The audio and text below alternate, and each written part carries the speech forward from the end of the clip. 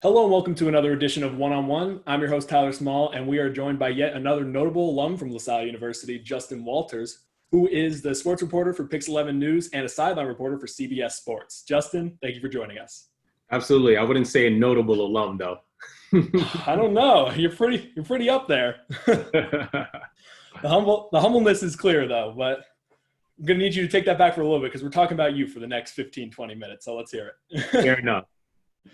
So we're going to dive into how you and everyone in the sports field really has been affected by the current pandemic. But before we really get into that, let's talk about what your normal day-to-day would be like if we were in the midst of the sporting season. I mean, how has it been balancing the two separate positions? Because it's been a little bit less than a year since you were hired at both, correct? Yeah, that's correct.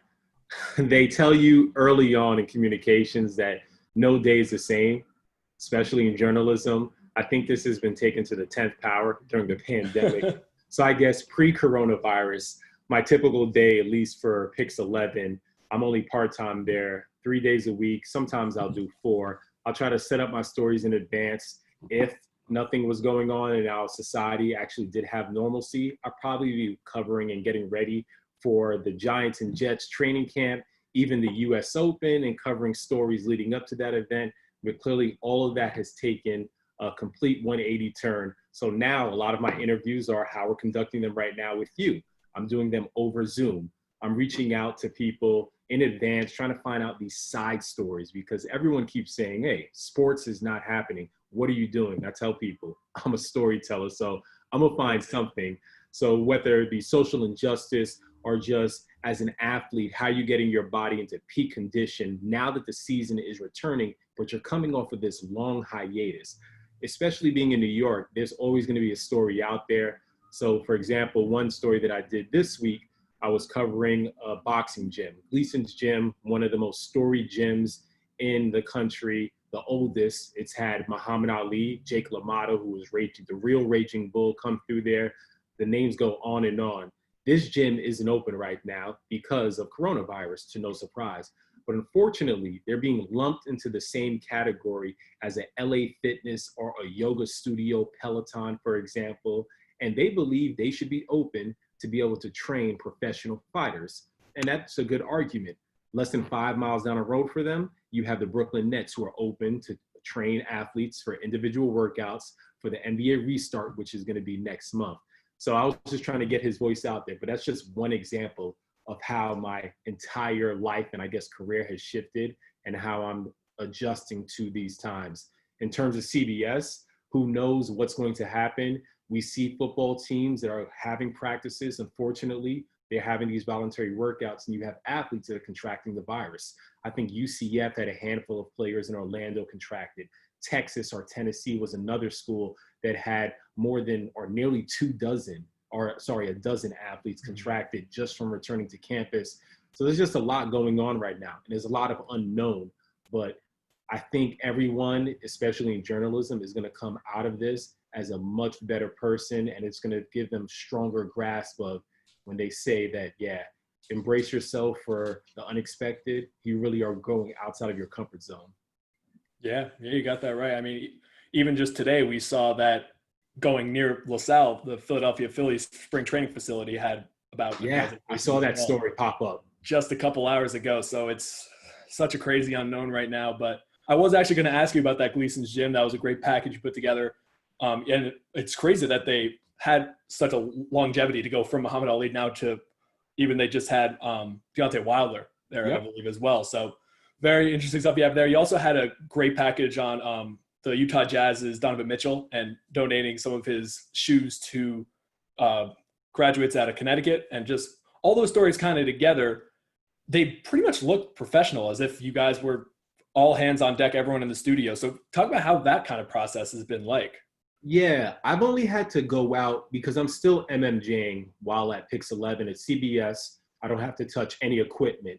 That Donovan Mitchell story was, I think, only the third story that I've had to go out and shoot myself.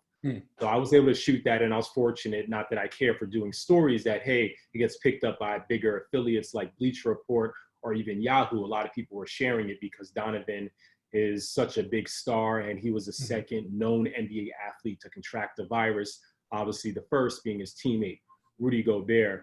But I think the biggest thing you're learning about this time is that it's all about relations. So yeah, it's good to that story. I had a previous relationship with Donovan and his family. His agency reached out to me and gave me a heads up. Hey, we want you to be there.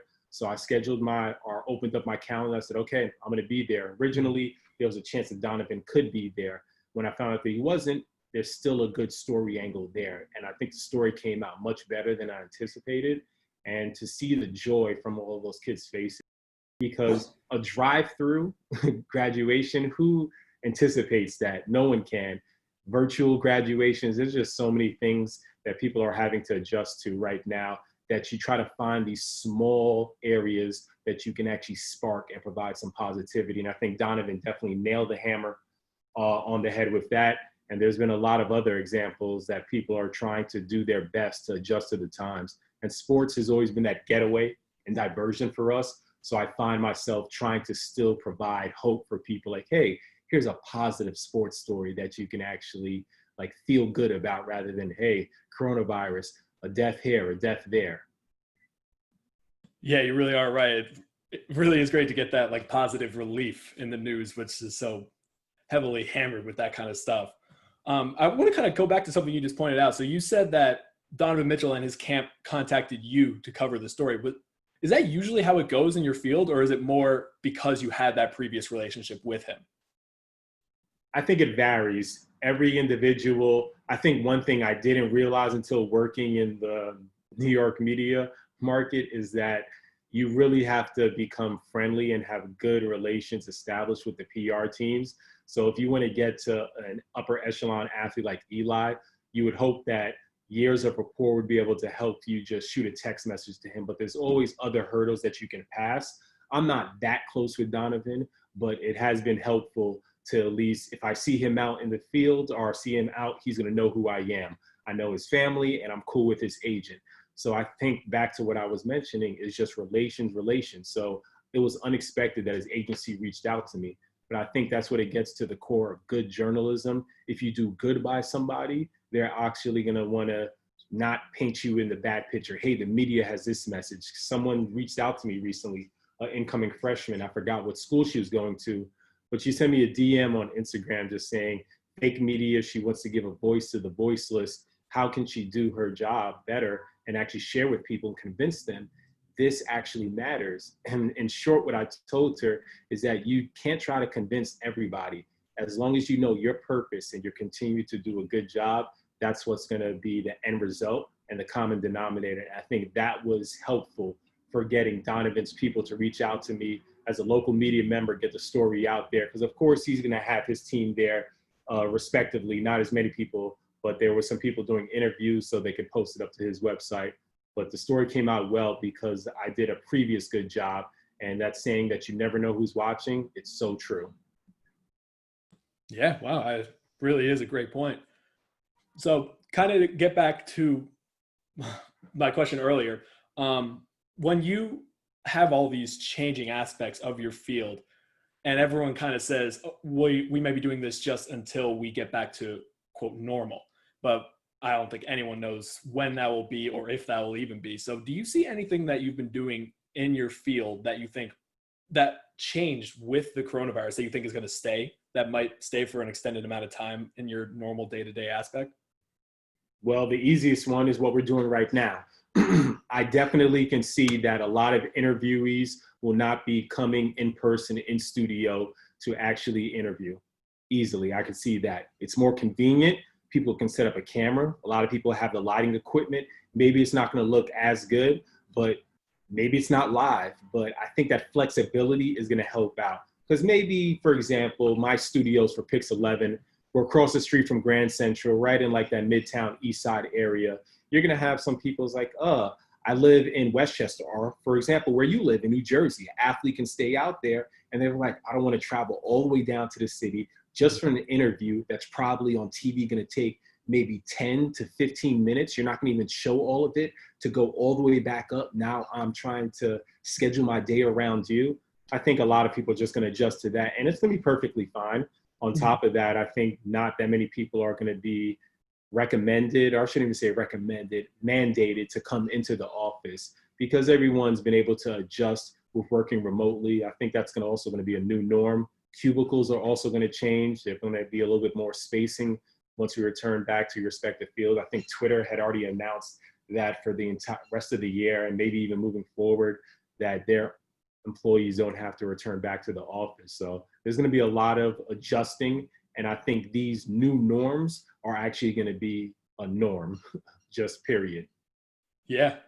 Yeah. I mean, bring up a lot of great points. I mean, this really, I think some people maybe took a little while getting onto the fully remote kind of aspect, but I think I agree with you. I think it really is going to stick, and very interesting to see because there is great stuff coming, even just from like Pix 11 News, where it's just, you can barely even tell. And I genuinely mean that. You can barely even tell that anything was different in your type of reports than anything that would have been done before. So yeah, the only thing you probably see is when I was interviewing Donovan's mother, is you'll see the stick. So I'm using the boom, not the boom mic, but I'm using an extension pole so I can attach the mic to it. So there's enough distance. Some people are putting a stand up. There's a lot of methods and tricks to the trade.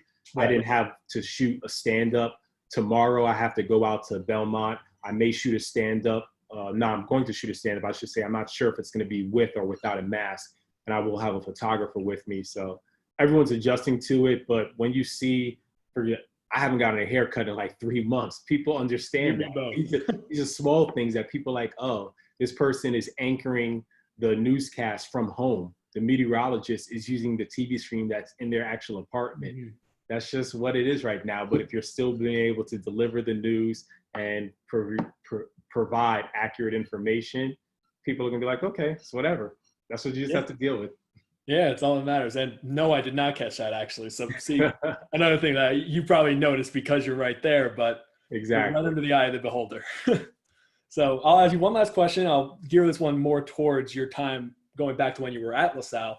What do you think was the biggest factor in putting you into where you are today, whether that be the connections or any experiences you had in the field?